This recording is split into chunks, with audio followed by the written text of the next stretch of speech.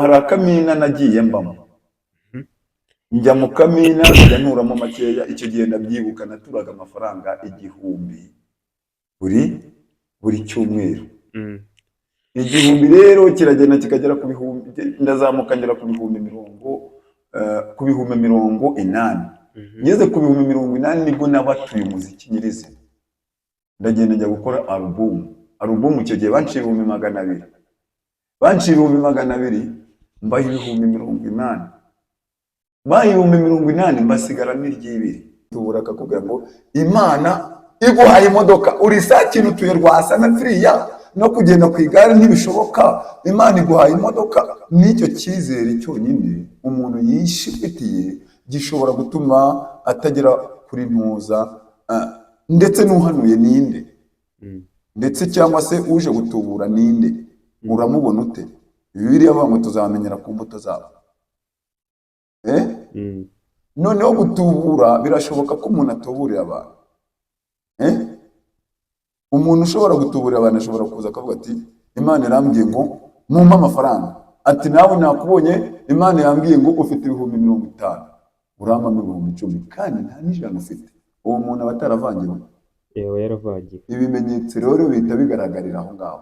Noneho umuhanuzi, Bibiliya ivuga n'Imana, ugiye kubona neza ko wahamagawe na Yesu.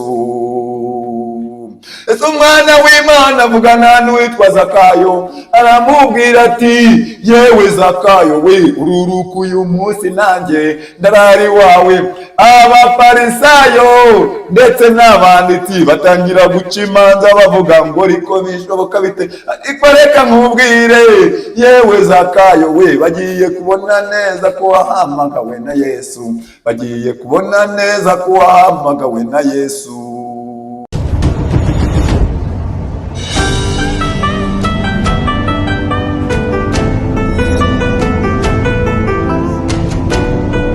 Twongeye kubasuhuza tubahereza ikaze abateze amatwi FBA 155 TV. Nk'ibisanzwe rero muri kumwe n'umuhungu wanyu Imanishimwe. Nakira abatumirwa batandukanye kuri icano yanjye, nkabaganiriza ku ngingo zitandukanye, mba mfite abahanzi, abastari batandukanye. Uyu munsi mfite umukozi w'Imana, akaba ari n'umuhanzi uririmba indirimbo zo kuramya no guhimbaza Imana. Yitwa Twagirayezu Emmanuel Manu. Tugiye kumuganiriza tubwire byinshi ku buzima bwe. Ndabizi ubushize twaramwakira ariko agiye kuza nanone atuganirize. Ndabizi muraza kubikunda, reka nangire mwakira. Murakoze cyane. Neza Twagirayezu Emmanuel Manu TV. Akizabuza abayuda gutabara. Rero nejejwe no kongera kugaruka kugira ngo tuganire. Imana ibahe umugisha. Ubundi Twagirayezu Emmanuel, umukozi w'Imana uririmba indirimbo zo kuramya no guhimbaza Imana. Tangira udusengera kuri icano yacu, uduhereze umugisha. Imana turongeye turagushimiye, uri Imana nziza, Imana ishobora byose. Imana ikomeje kubana natwe, mu bihe bigoye ubana natwe, mu bihe by'amakuba ukabana natwe, mu bihe by'imibereho mibi nabwo ukabana natwe. Izina ryawe nirihabwe icyubahiro kuko uri Imana yumva gusenga. Rero iyo mwami Imana yacu, rero abanyarwanda bose bana nabo, igihugu cyacu bane nacyo, abayobozi mwami Imana yacu bane nabo, mu izina rya Yesu Kristo w'i Nazareti. Ni wowe mwami Imana yacu twiringiye, kandi ni wowe mwami Imana yacu imbaraga zacu, ni wowe imbaraga z'igihugu, ni wowe imbaraga z'abayobozi, ni wowe imbaraga mwami Imana yacu z'abakozi ba leta, ni wowe imbaraga mwami Imana yacu z'itorero rusange.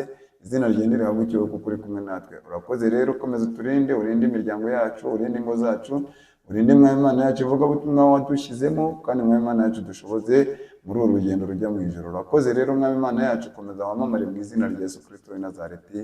Amen. Urakoze cyane muhanzi, uradusengeye. Ikiganiro cyacu twizere ko kiraza kugenda neza. Okay, nk'umuhanzi rero uririmba indirimbo zo kuramya no guhimbaza Imana, tangira uturirimbira ku ndirimbo zawe, uturirimbire indirimbo imwe, uturirimbireho. Hari indirimbo rero nakoze muri ino minsi iri muri studio. Iyo ndirimbo rero iravuga ngo yemwe bagabo b'i Galilaya. Irabwira abagabo b'i Galilaya, iravuga ku bantu bashaka kujya mu ijuru. Bango ni iki gitumye mureba mu ijuru? Yesu bakuwemo azagaruka, mukomeze murindirire Yerusalemu, ni umwami w'abami, ni umugabo nanjye ndamwemera. Okay, so gongezeho rero abakunzi bawe kuri iyo ndirimbo. Yemwe bagabo b'i Galilaya, niki gitumye mureba mu ijuru? Uwo Yesu bakuwemo n'ukuri azagaruka, mukomeze murindirire i Yerusalemu, n'umwami w'abami azaza ntazatinda. Yemwe bagabo b'i Galilaya, niki gitumye mureba mu ijuru? Uwo Yesu bakuwemo n'ukuri azagaruka, mukomeze murindirire i Yerusalemu, n'umwami w'abami azaza ntazatinda, azaza ntazatinda, azaza ntazatinda, azaza ntazatinda, kuko yabisezeranye natwe. Azaza ntazatinda, azaza ntazatinda, azaza ntazatinda, azaza ntazatinda, kuko yabisezeranye natwe. Azaza ntazatinda. Okay, iyo ndirimbo ni nziza cyane. Ubundi iyo ndirimbo wakuye hehe impumeko cyangwa se inspiration kugira ngo yandike? Byavuye mu gusenga. Nasenze cyane, narasenze, Imana impijwi impano imirongo, nsoma na Bibiliya ndabihuza.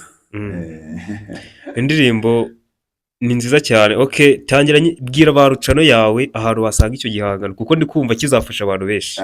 Iyo channel yanjye uzandika Twagira Yezu Manu TV, uzansanga, uzahita umbona. Twagira Yezu Manu TV. Hariho ibihangano byawe byinshi bitandukanye. Hari ibihangano byinshi bitandukanye, hariho utuvideo, amavideo, hakabaho indirimbo, byose bazagenda babibonaho. Okay, ubushire tukwakira kuri channel yacu rero, watuganirije ku rugendo rwawe mu muziki, ariko udusezeranya kuzagaruka ukatuganiza ku mbogamizi uhura nazo. Uyu munsi rero turi kugira ngo tuzivuge ku buryo bwimbitse. Ni nk'ikihe kintu ubona gituma udatera imbere kugira ngo channel yawe cyangwa se ibihangano byawe, umuziki wawe uzamuke cyane? Nta baterankunga ndabona. Ubundi njyewe muri ino minsi ahubwo ngiye ndi gutera abandi bahanzi inkunga, ariko njye ntabwo ndabona. Kubatera inkunga, ndi kubatera inkunga mbagira inama ko bagomba gukora muri ibi bihe, ko bagomba kuba bahagaze mu myambarire, mu migendere, mu mivugire, uko bagomba kuba bahagaze imbere ku ruhimbi, uko bagomba kuvuga Imana, uko bagomba mbese biturutse mu gusenga. Ndimo ndagenda mbagira inama njyewe, ariko mu ruhare rwanjye ni nko kwambutsa umuntu akambuka ariko wowe ugasigara. Njyewe nta baterankunga ndagira. N'abandi bahanzi hamwe na bamwe hari abambwira ko nta baterankunga bari bagira, ariko mu gihe tugitegereje abaterankunga bya bindi bacumuga, mu gihe tugitegereje ngo abadufasha. Mu gihe tugitegereje abadufasha tubaye tubashimiye bazadufasha. Mu gihe tugitegereje abadufasha, Imana izabakomereza amaboko. Ntabwo ngenda ndabona abaterankunga. Niyo mpamvu umuziki wanjye utazamuka cyane mu rwego rwo nifuza, ariko kubera Imana nuko tuyisenga, nuko tuyikorera, tuzazamuka. Dufite kwizera rwose, nta bwoba bundi dufite kwizera Imana yatugabije uyu murimo kugira ngo tuwukore. Izadushoboza kandi izatwambika imbaraga. Imana yadushoboje gukora uyu murimo, ikawuduha, ikaduhiza impano, izabana natwe, izatuzamura. Dufite kwizera, dufite ibyiringiro. Yego. Nose nka itorero uririmbiramo, ubundi usengera muri itorero? Nsengera muri ADPR Ibugunga, no ku rurembo rwa Byumba. Ubona kuki se nta nkunga bajya bagutera ngo ube wazamura ibihangano byawe? Impamvu biri muri bo. Biri muri bo. Ntabwo hari ibyo bateganya yenda bazanteramo inkunga. Cyakora muri ino minsi biri kugenda biza gahoro gahoro. Bamfata neza nkabibona. Hari igihe bizashoboka ko banantera n'inkunga kugira ngo mbashe kuzamuka cyane uko babyumva. Ubwo hari ibyo bari kwigaho, ariko bazabikora. Ndabizi ko bazabikora. Ubundi ufite inzozi zo kuzaba wumva waba nk'umuhanzi wo ku ruhe rwego? Ngiye urwego rwanjye naba rwo Imana niyo yaruteganije. ntabwo ngiye na poropoza amavuge ngo yenda nshaka kuzaba nka ba Theo, nshaka kuzaba nk'abandi bahanzi ngenda numva barimo ba Mwene Gihome. Oya, Imana yo ifite ukuntu yampagurukije kandi ifite n'iherezo. Niyo ijambo riravuga ngo niyo yatangije umurimo ni nayo izawugira gute, izawuherutsa muri njyewe, kuko iherezo itangiro n'iherezo byanjye biri mu kuboko kw'Imana. Sinzi rero ngo nzaba umuhanzi umeze gutya, ahubwo kuba umuhanzi ndakora, ndaririmba, ivugabutumwa rikazamuka rikamamara, ariko gukora ku mufuka byarabananiye kugira ngo nzamuke nkore n'izindi ndirimbo ziri hejuru, cyangwa nkore n'amavideo, cyangwa mbese shinge sosiyete y'umuziki. Byarabananiye, ariko Imana yo ndayizeye izabikora. Okay, Imana niyo ishyira imbere ya byose. Mbere ya byose Imana niyo ishyira imbere. Ubundi watangiye kariyeri y'umuziki wawe kuva ryari? Ati natangiye kariyeri y'umuziki wanjye muri 2007. 2007. Mu bantu mwatangiranye umuziki abamaje kugera kure ni nka bande? Mu bantu twatangiranye umuziki abamaje kugera kure ni ya Pamba. Ya Pamba ariwe Papa Burimba. Niwe maje kugera ku rwego rwo hejuru.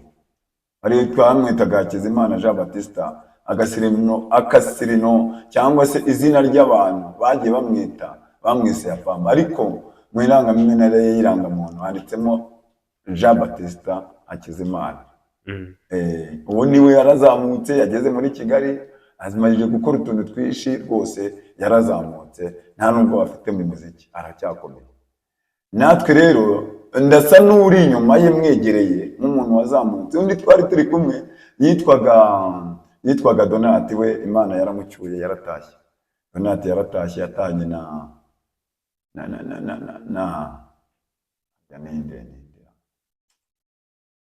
yatahanye na Theogene niwe batahanye, bagiye mu ijuru. Imana yarabacyuye. Noneho hari n'undi muhanzi cyokora ibibazo bigwira abagabo, buriya dufite ibibazo byinshi. Abahanzi Satani aduhiga kenshi, aturwanya kenshi.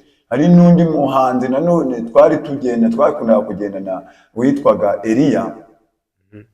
Eliya yitabye Imana ku cyumweru, umusibo ku wa mbere. Ngo ni tariki zingahe nibutsa nawe? Tariki ku wa mbere byari tariki 3. Yitabye Imana rero ku itariki 2 ku cyumweru. Ku cyumweru saa 12. Eliya yitabye Imana yaramucyuye, ejo twaramushyinguye. Birababaje cyane, biteye n'agahinda iyo mbitekerejeho, bitewe n'umurimo twakoranye. Numva muri njyewe ngize akabazo. Abantu bihangane, kiri kuntera ibyo ngibyo, gukorora gutya.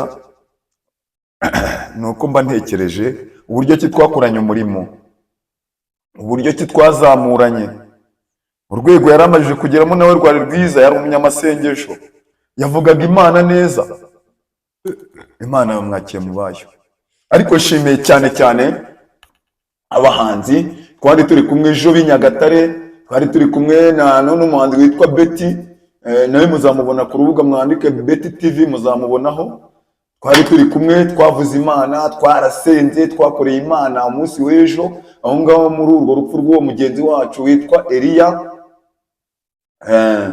Imana yaradushyigikiye kandi nawe rwose Imana ikomeje kumwakira mu bayo. Nuko abahanzi rwose mukomeze kugira kwihangana, bibaho, mwihangane kabisa.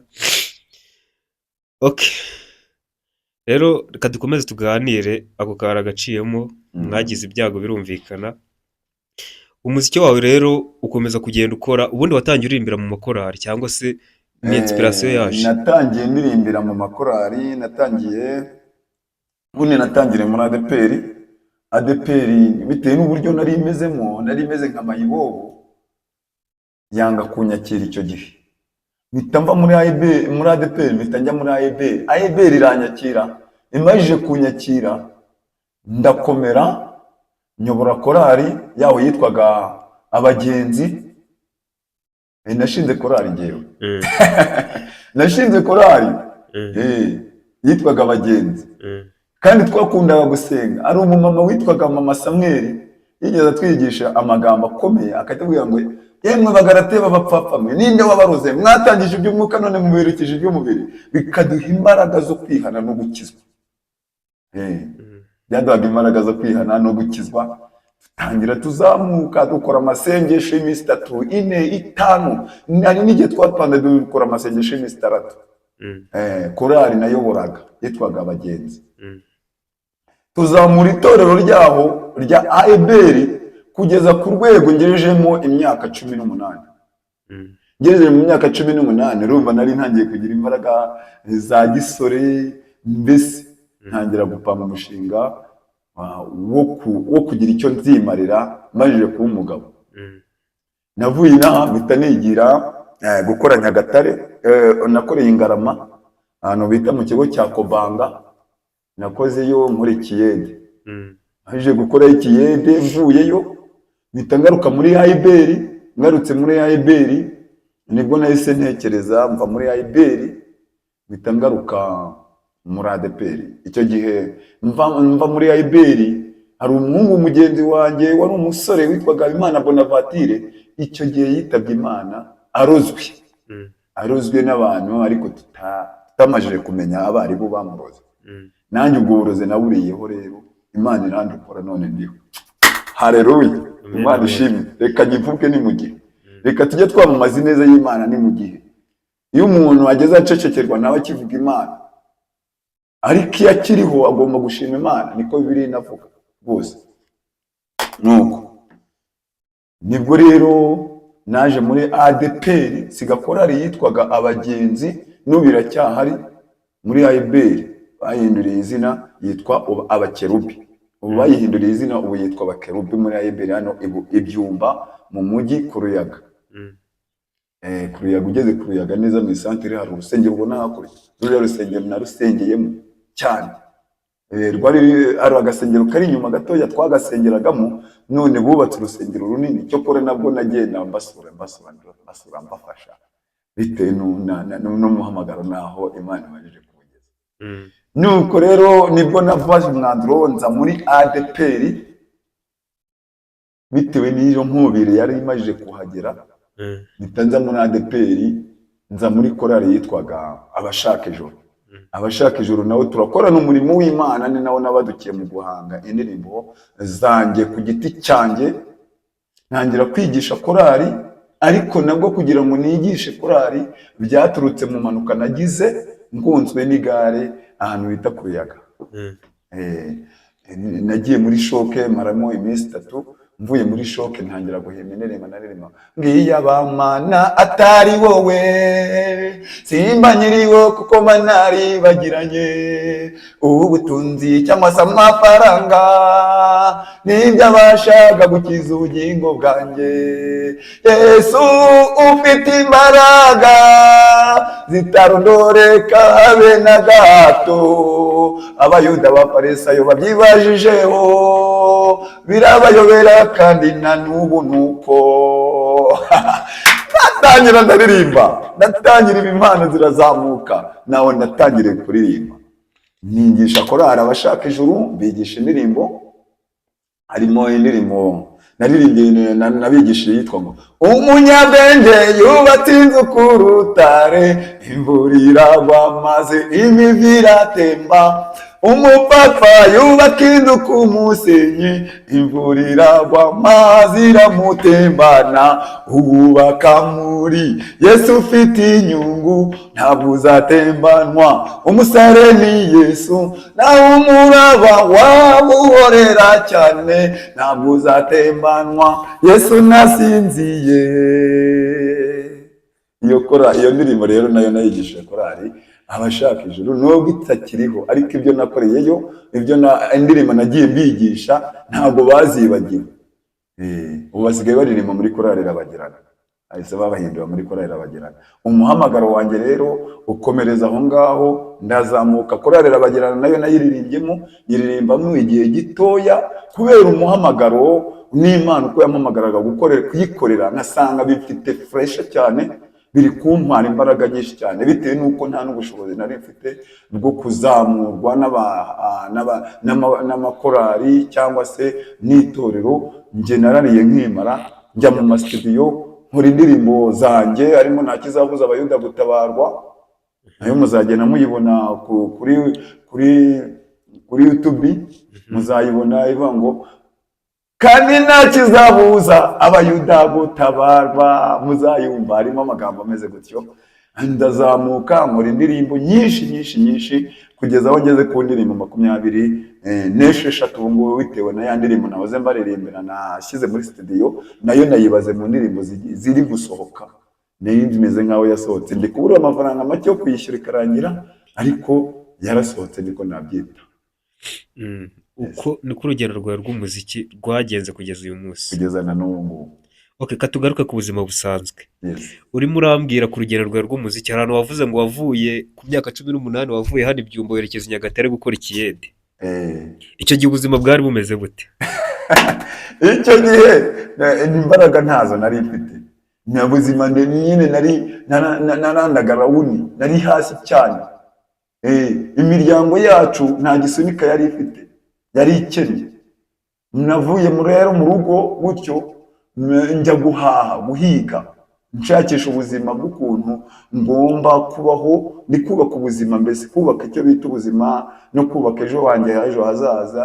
Mvuga ni nazakora iki kugira ngo nzamuke, baninjiriye ikiyede ndakinjirira, ngeze aho mva Nyagatare, ngeze Ibyumba ndwara malariya yiranzengereza, kugeza ku rwego rwaho nabwo urupfu rwari runyegereye. Imana ibana nanjye ndakira, nkivaho nyimara gukira ngaruka nanone kongera gukorana n'iyo korali yaho ngo mu bakerubi nababwiraga, nkora nanone ikiyede, ngikora muri uyu mujyi wa Byumba. Ikiyede ndagikora kugeza ku rwego rwaho mbonye na kiyede gitagihemba make, cyahembaga amafaranga 250, hari n'igihe cyazamuka, mbese 250 byari ukuzamuka, agenda bazamuka mu ntera nk'uko n'ubu ngubu abafundi bagenda bazamuka n'abayede bagenda bazamuka mu ntera.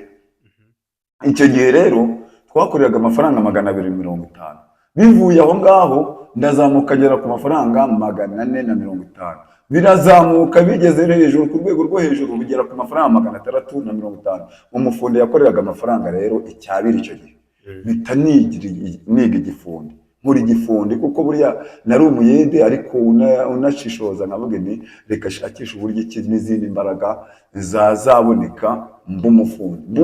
Ndakora igifundi, ngeze aho mpura na gisida rero, mpanuka mu bisenge by'inzu noneho bikubitira none yamanuka nigeze ngira mbere nigeze ngira mbere ngomba kuruyaga, noneho bihita bikurikira mpita mpinduka, noneho ubuzima bwanjye buhita buhinduka ukundi. ngira ngo uri kubibona nangaho kuko ntabwo gukora neza, uri kubibona dore warigona. Nibwo biberetse ubone nta nubwo najya mbyerekana, twarigonze ukuboko kwanjye bahise kwigonda dore. Nuko n'iki giparite cyose yahise kibigenderamo, ubundi hari igihe kigera nakoresha imbaraga nyinshi, ahita mpura na yashoke y'ibibazo by'uburwayi bw'igihande kimwe. Nuko nibwo ubuzima mbayemo. Ngeze aho rero Imana yari y'icyo gihe nyimara guhanuka, nibwo nahinduye imikorere, ndavuga nti reka nshakisha ubundi buzima. Ninjira mu isoko, nza guhigira mu isoko ry'Ibyumba. Ubuzima nuko mbayeho na n'ubu. Niho hava rero ziriya mbaraga zo kugenda nkora indirimbo, nta muntu cyangwa se umuterankunga mfite, njyewe untera inkunga, nkoresha imbaraga zindi nkoresha mu guhigira mu isoko ry'Ibyumba, kandi nkatunga n'umuryango w'abana 5 n'umudamu umwe wanjye Imana yampaye. Twasezeranye, twakoze ivugabutumwa, tubanye neza, Imana ikomeje kuduhana umugisha. Okay, ubuzima rero bwo gukora ikiyede n'umuziki wabifatanyaga gute? ubuzima bwo gukora ikiyede n'umuziki ni ukuvuga ngo hari akamina nagiye mbamo, Mhm. njya mu kamina njya nturamo makeya, icyo gihe ndabyibuka naturaga amafaranga 1000 buri cyumweru. Mm. 1000 rero kiragenda kikagera ku bihumbi, ndazamuka ngera ku bihumbi mirongo inani. Mhm. Ngeze ku bihumbi 80 nibwo nabatuye umuziki nyirizina, ndagenda njya gukora alubumu. Icyo gihe banciye ibihumbi 200, banciye ibihumbi 200 mbaha ibihumbi 80, mbaha ibihumbi 80 mbasigara n'iry'ibiri. Mhm. Iry'ibiri ngenda mbishyura gahoro gahoro. Mm. Imana iramfasha ngera kuri urwo rwego, nkora alubumu yuzuye y'indirimbo 10 icyo gihe. Icyo gihe wari ufite nk'imyaka ingahe? Icyo gihe nari mfite imyaka 24. Utari washaka umugore?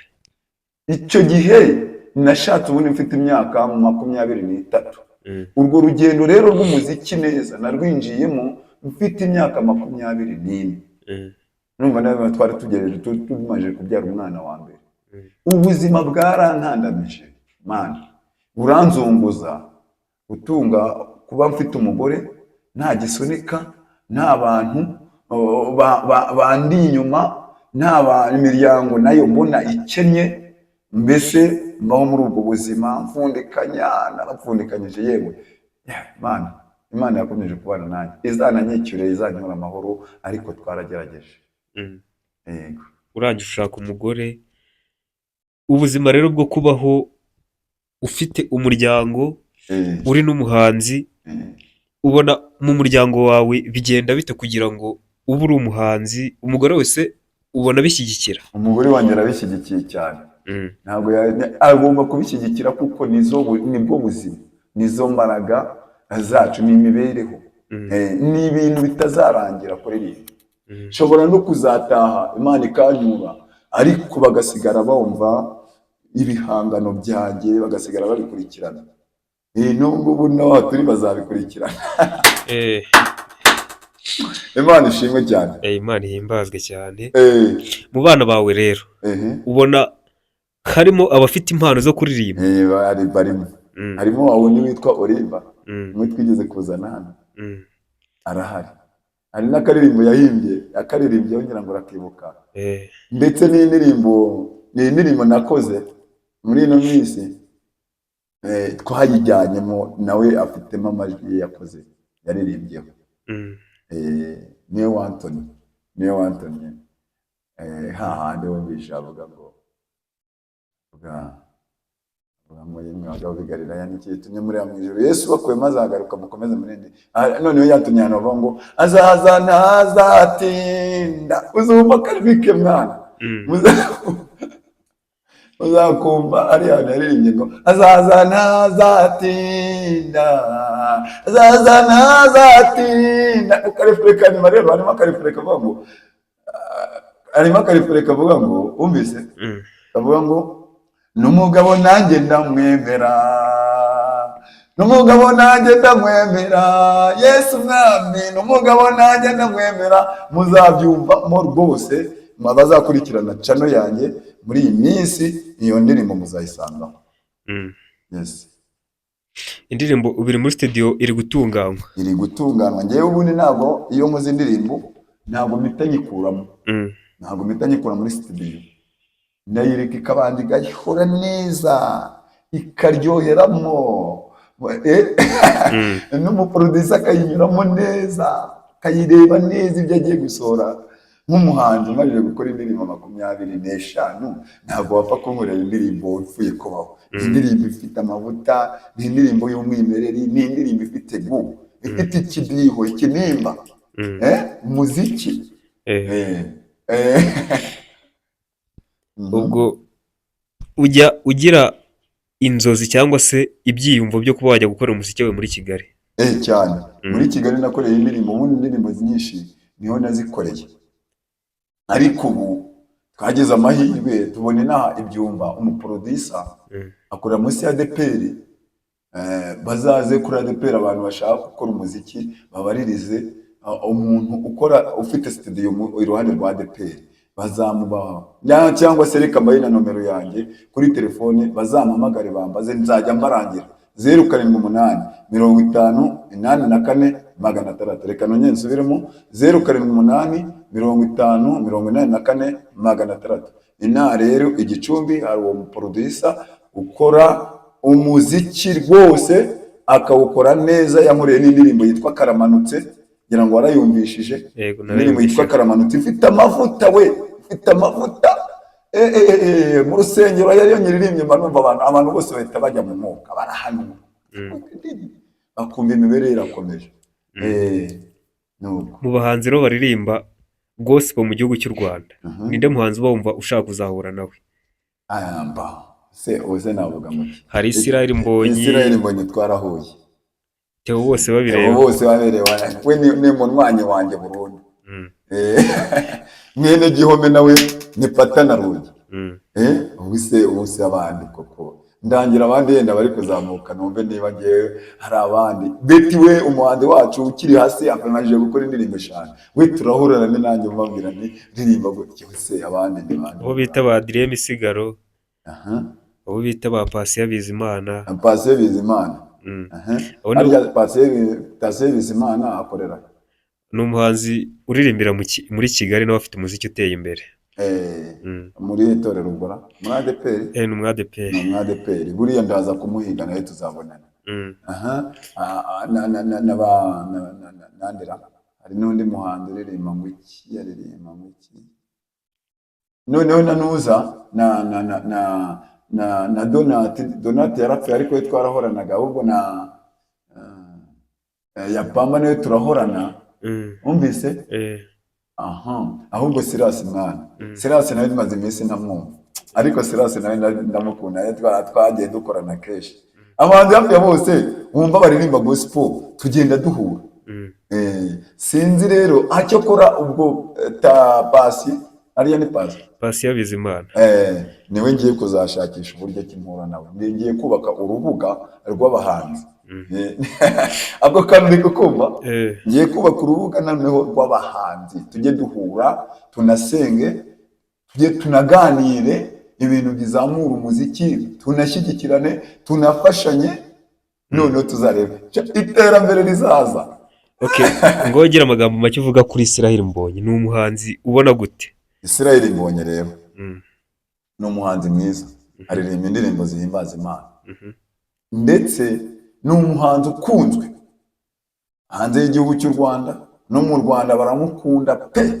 Israel Mbonyi nta mutima mubi nakomereza aho ngaho nakomeza tubwira Imana nakomeza yamamaza Yesu ubundi ingoma ni ya Kristo natwe dushinzwe kuyamamaza rero Yesu yamamara. Muri gospel yo mu Rwanda rero ninde muhanzi ufata nk'icyitegererezo? Umuhanzi ufata nk'icyitegererezo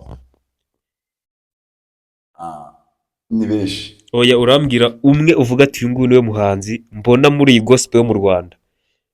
Ukuriye gospel yo mu Rwanda ni Theo bose babireba. Theo bose babireba. Theo bose babireba impamvu mivuze yazamutse azamura n'indirimbo ze zifasha abantu benshi mu cyaro mu mujyi hano henshi cyane. Rero yenda icyo nanabivugiye we ni umugabo arubatse umvise afite n'imbogamizi nyinshi zishobora gutuma atakora uwo muziki. No na Israel Mbonyi nawe reka nawe mbakompanye Israel Mbonyi nawe afite yaranazamutse nawe ubwe ndetse no ku rwego rwiza ariko aracyari umusore ntaragera ku rwego rumubangamiye. Twebwe abagabo rero tumajije kubaka umuziki dufite turi abagabo dufite abana dufite imiryango dufite inshingano nyinshi zitureba. Iyo ukiri umusore urigenga urugero nawe uri umusore uritwara witwara uko ubyumva ugakora uko ubyumva ariko twe tuba dufite inshingano zitureba sevure n'imyambarire tuba dufite inshingano zitureba. Ujya ubona benshi bambara ipantaro z'icupa yewe na Israel Mbonyi nabonye akubitamo agacupa rwose karirimba ku ruhimbi gacuranga ibintu bigashyuha ibintu ariko nagera yenda no mu rwego rwo kuba umugabo yubatse, hari igihe inshingano zizamugora zikamugonda ku buryo nawe ashobora guhita yakira inshingano z'abagabo. Indi mbaraga afite hari igihe zitashobora gukomera cyane, ahubwo ni irya jambo wumvishe ngo abasore b'imigende bazagenda guco bacogore, ariko abategereza Imana ntabwo bazigera bacogora. Abasore ni imbaraga z'igihugu, ni imbaraga z'itorero, ni abasore. Niyo mpamvu n'igihugu kigomba gukoresha abasore, ni imbaraga z'igihugu. Ariko nugeze imyaka 45 ntabwo izo mbaraga zizaba zigishoboye kuba uretse gutekereza. Ni ibitekerezo tuzatubaha, singo ni ibitekerezo mwebwe mukiri hasi, mukiri abasore, kugira ngo muzamure igihugu. Ni ibitekerezo, ariko twebwe ntabwo tuzaba tukibashije kuba dufite imbaraga zikora. Niyo mpamvu usanga rero abahanzi turazamuka tukabyina tukinaga hejuru tukaguruka ibintu bigakara, tuba tugifite za mbaraga za gisore. Tuba tugifite imbaraga za gisore, kuko na Dawidi yaravuze ngo dore ndashaje. Umvize, Dawidi yaravuze ngo ndashaje, ariko sindabona urubyaro rw'Uwiteka rusabiriza, kuko hari imbaraga. Urwo rubyaro rw'Uwiteka rurimo abasore, rurimo abakobwa b'inkumi, rurimo b'imyaka 20, imyaka 30, 40, aho ngaho kugera ku myaka yenda 45, imyaka 45. Izo mbaraga ubundi nizo twari dukwiye kuba ubu turimo twiyumvamo. Nanjye mfite 43, niba mfite 43 urumva ndi kubura imyaka ingahe? 2, kugira ngo za mbaraga nanjye nimba narazibyarije umusaruro, ubu nanjye ngiye kugenda ngere mu gihe cyo gutekereza kuvuga ngo ubuzima bwanjye, imbaraga zanjye, utwo nakoze ngomba kutubungabunga kugira ngo tuzashajishe. Tugana ku musozo rero, watubwiye kusengera muri ADPR. Muri ADPR bakunda kugira gahunda zo guhanura. Wowe rero guhanura no gutubura ubitandukanira hehe? Guhanura no gutubura nko kuba umuntu yaza akakubwira ati eske mbonye wenda uri indege igiye mu mahanga, ubwirwa n'iki n'ibyo binari by'ukuri? Mashingiye ku byo nabonye, ndi umugabo wo guhamya ko nakure cyane habaho Imana itakura umuntu. Ubwo urumva atarahanuye, urumva atarahanuye. Gutubura no guhanura. Gutubura ni ibintu umuntu ashobora kuza akaza kugukubitaho, umvise mwabyiteguye cyangwa se utanabyiteguye. Umuntu ashobora kuza kugukubitaho ikintu cy'igihuha. Nigeze wumva akantu wabonye kuri social media iherutse gucaho yenda kuri YouTube, wigeze ubona bavuga ngo Theo ngo yapfuye? Warabibonye? Bose babireba ngo Theo, bose babireba yapfuye. Warakabonye? Narakabonye. Biriya ni ugutubura. Aho mbese ubutubuzi. Noneho mu rusengero umuntu ashobora kuza kugutubura akakubwira ngo Imana iguhaye imodoka, uri saa kintu utuye Rwasa na Firiya, no kugenda ku igare ntibishoboka, Imana iguhaye imodoka. N'icyo cyizere cyonyine umuntu yishifitiye gishobora gutuma atagera kuri ntuza. Ndetse n'uhanuye ninde, ndetse cyangwa se uje gutubura ninde, uramubona ute? Bibiliya avuga ngo tuzamenyera ku mbuto zabo. Noneho gutubura birashoboka ko umuntu atuburira abantu. Umuntu ushobora gutuburira abantu ashobora kuza akavuga ati Imana irambwiye ngo mumpe amafaranga. Ati nawe nakubonye Imana yambwiye ngo ufite 50,000, urama 10,000, kandi nta n'ijana ufite. Uwo muntu aba ataravangiwe.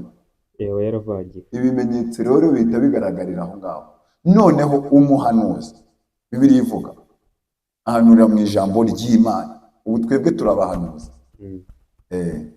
Abahanzi baririmba indirimbo za gospel, banakijijwe, banasenga, turabahanuzi kandi duhanura ibintu bifatika. eh? Duhanura ibintu bifatika, turirimba ibintu byabaye, ibiriho n'ibizabaho. Eh. Ibyabaye, ibiriho n'ibizabaho inyuma bigira iherezo. Byose murabihanura. Byose turabihanura, tubihanuriramo. Imana iraza ikatwereka uko tugomba kuririmba, igaharanira kutwereka uko tugomba kuririmba, tukaririmba mu ijambo ryayo. Hariho umuntu wavuze ngo ejo ku gasusuruko tuzatabarwa. Ejo ku gasusuruko tuzatabarwa, nkaguhanurira urugero rwa bugufi, nkakubwira ngo ejo ku gasusuruko tuzatabarwa. Namara kubikubwira wagera mu rugo ugasanga inka yawe yapfuye. Uranyita iki? Umutubuzi. Uranyita umuhanuzi. Mbwira uko wowe wabyumva. Nakwita umutubuzi. Wanyita umutubuzi. Rero sibyo, ahubwo nyita umuhanuzi, kuko muri ubwo butabazi niwe Imana ishaka gutabara. Hari inka yanjye yapfuye. Ariko Imana ishaka kugutabara wowe. Kugutabara ushobora kuba igitambo, yanka ishobora kukubera igitambo. Umvise? Igapfa mu cyimbo cyawe. Igapfa mu cyimbo cyanjye cyangwa mu cyimbo cyawe. Umvise? Imana ibitagutabaye. Ibigutabaye urumva. Ibuka igihe kimwe Isaka bagiye kumutanga. Aburahamu agiye gutanga Isaka bitewe n'isezerano yari n'isengesho cyangwa n'isezerano yari yarahanye n'iki n'Imana. Aravuga ngo umwana wa mbere navuka nzamutamba ab'igitambo cy'Uwiteka. Umvise? Imana irangije avuka Isaka amajije kuzamuka, amajije ku mwana yibuka ko yatambwemo Imana. Aburahamu yamutanzemo igitambo, aramufata amujyana hehe? Kumutanga igitambo. Mishyo kata amukureho ijosi bamutambemo igitambo. Ariko Imana iravuga ngo nubwo byamera gutya, igitambo kizagera gute? Kizabonwa. Ari bafite kwizera ko igitambo kizabonwa. Umuntu hanura ibintu byo kuragira no kwizera. Imana ibirengeye nde? Ibirengeye Isaka. Haboneka igipfizi mu ishyamba bari bagiye gutambira mu gitambo cya Isaka, habonekamo impfizi y'intama. Iyo ntama rero niyo yabonetsemo, niyo yahise iba igitambo. Sobanura ngo ni umwana w'Imana. Numvise? Sobanura ngo ni umwana w'Imana. Uko Yesu yabambwe atubereye igitambo, na n'ubu Imana iracyakora. Hari ibitambo Imana yacu dutambira kugira ngo tutabigenderamo. Urugero rwa bugufi, wowe ushobora kuba ufite ibiguhiga n'ibikugambanira, Imana yo ikitamurura ikagucira inzira, ndetse hakaboneka ibindi bitakara kuri wowe, ariko wowe ukabaho, bikakubera igitambo. Ubwo yahanuye nabi, ubwo urumva atari ubuhanuzi bufite ireme. Uwahanuye ibinyoma rero ni ibintu biba bitazagaragara, niyo ari n'igihe binagaragara. Uhanuye ibinyoma kenshi na kenshi ntibinagaragara. Iyo ngingo irumvikana. Ikindi kibazo, gahunda y'imyambarire rero, imyambarire ubona igezweho muri iyi minsi, kwambara mini, kwambara amacupa, gushyiraho ibisuko, kwambara amaherena, ubona bibangamira gute ijambo ry'Imana? Ntibantera amabuye. Ntibantera amabuye. Ukuntu bisabwa rero mu myambarire, mu mico y'igihugu, kandi n'ubuyobozi bw'igihugu bwabivuzeho. Mu myambarire ubundi umuntu w'umudamu akwiye kwambara akikwiza. Ziriya myambarire za mini ntabwo ari izabo. Zikwiye bande rero? Zikwiye abana batoya, abana urugero niba afite imyaka 7, ntabwo ndaza kwambara ikanzu y'umuntu ifite imyaka 25. mfite imyaka 7 baranyambika ya jipo iri bumpire ikankwiza hasi kubiri hafi. Urugero rwawe ufite ndi umuntu ureshya gutya, nambaye ijipo igeza, iyo ni imyambarire. Amatako biragaragara, kwicara birakunaniye, unamutaga telefone nikakunanira, uri umwari, gusa uri umwari bwoko ki? Umwari w'u Rwanda, umwari wagira abantu inama, ukaba meya, ukaba tureke kuvuga ba meya, tureke kubavugaho, ariko nta meya w'umudamu wakwambara ijipo ngufi, ntawe ndabona, nta n'uwo ndabona yashyize kuva na wabera wari wabona yenda muri iki gihugu cyacu harimo n'abasirikare b'abakobwa. Imana ya ishimwe, igihugu cyacu cyateye imbere, harimo n'abasirikare b'abakobwa. Hari umukobwa w'umusirikare wari wabona yatoboje amatwi? Oya. Hari umusirikare w'umukobwa wari wabona yenda yambaye civil yaje mu butembere yambaye ubumeni buriya buciye? Niriya ni bye kuba bambara bakikwiza, ni imico. Abasore rero, hari umupolisi wari wabona mu muhanda yambaye toni ifashe kuriya ifunze y'icupa? Hari uwo wari wabona? Oya. Abantu barize ibyo bakora, barabizi mu myitwarire, bafite discipline ibagenga. Ibaze umuntu umwe wize kaminuza, ariga yiga ubuzima, ariga amenya imyambarire ye, arangiza akarengaho ngo kugira ngo yigire mwiza, abasore bamurebe akubiseho intege wapi iki ibise. Ibyo ntabwo ari imyitwarire, ntabwo iyo ngiyo yazamura igihugu uretse kugisenya. Umuzoro ugasanga yakubiseho ibintu by'ibidirede, ibyo hari abarasta babyemerewe ariko si bose. Hari ababyemerewe ariko si bose. Asanga umusore yashyizeho amaherena ageze muri 5 ku gutwi, kandi wabo nepfiriya mu cyaro no kwigura bodaboda ntibipfa koroha. Ibyo bivamo ubujura. Nibacike ku ngeso, bubaka umuco. Tanga inama rero ku rubyiruko rwitwara gutyo. Urubyiruko rwitwara gutyo, inama nabagira, nibige gukora, bashaka amafaranga, bareke kuyasesa, bubaka ubuzima butazima. Ubuzima butazima, kubaka ubuzima butazima, uzi icyo bivuze? Iterambere ry'ejo hazaza barikomerewe. Ariko bareke gufata amafaranga, usanga umuhungu yaguze ipantaro nziza, yagiye yaciyemo ibipande ngo ni deshire, ari gukora kandi yayiguze amafaranga ye heza. Ibyo babivemo, bimuke, barebe imikorere n'imitekerereze, bazamuke. Abanyeshuri bige, bamenye icyo bakora. Abatari kwiga nibashaka akazi bakore. Ikiyede kirahari, rombo nanjye nazamukiye mu kiyede. Hari abigisha gukanika, bashaka akazi ariko bareke imyambarire ipfuye. Abo bakobwa bareke kwigira nabi, nibwo buzima. Kwigira nabi nta buzima bushobora kubonekamo, ahubwo kubaka, kubaho neza, kwitwara neza, kwambara imyambarire myiza mizima iguhishe, atari ukwambara ubusa. Ejo bundi nakase hano mu isoko ry'ibyuma, byari kuwa mbere ndumva ari kuwa mbere, ngiye kubona umuntu w'umukobwa babiri yambaye kamini, yewana yambaye imini yo kwambara ubusa. Nawe se ubundi iyi mico ubundi hari itegeko rihana ryo kwambara abantu bambaye gutyo ubusa, usa nyabusa? Ibyo birababaje, bibabaje Imana, bibabaje n'ababyeyi.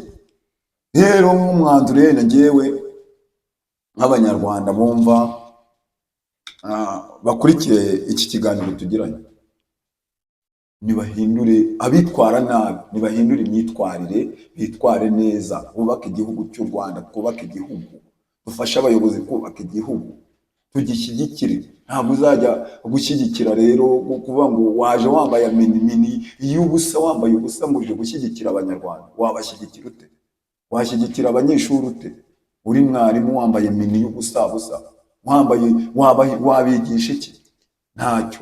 Imyambarire, imyitwarire, ibyo ngibyo, n'abandi bakunda amatabe n'abanyura umugi n'abagira iki, ibyo nabyo babireke, babiveho, bahinduke rwose. Uwiteka azabagirira neza.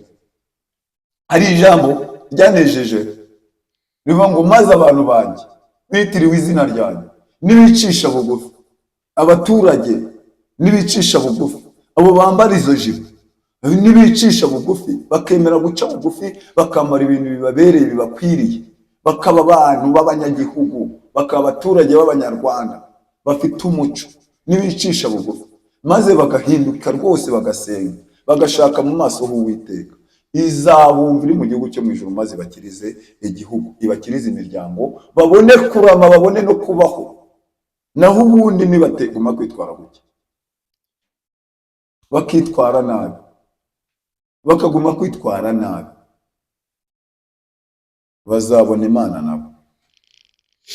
Murakoze. Tugana ku musozo rero, turirimbire ku ndirimbo yawe imwe usezere ku bakunzi bawe. Reka ndirimba ino ndirimbo, nayo ndaza kuyishyira muri studio, ni nziza. Iravuga ngo nimugacire abantu urubanza kugira ngo namwe mutazarucibwa, urugero mugera nk'abandi ni narwo namwe muzagererwamo. Yemwe nimusenge kandi muzabona, kandi mukomange muzakingurirwa, iki nimushake kandi muzabona, kuko ku Mana byose birashoboka. Yemwe nimushake kandi muzabona, kandi mukomange muzakingurirwa, iki nimusenge kandi muzababwa, kuko ku Mana byose birashoboka, kuko ku Mana byose birashoboka. Ese umwana w'Imana avugana n'uwitwa Zakayo, aramubwira ati yewe Zakayo we, ururuka uyu munsi nanjye ndarari wawe.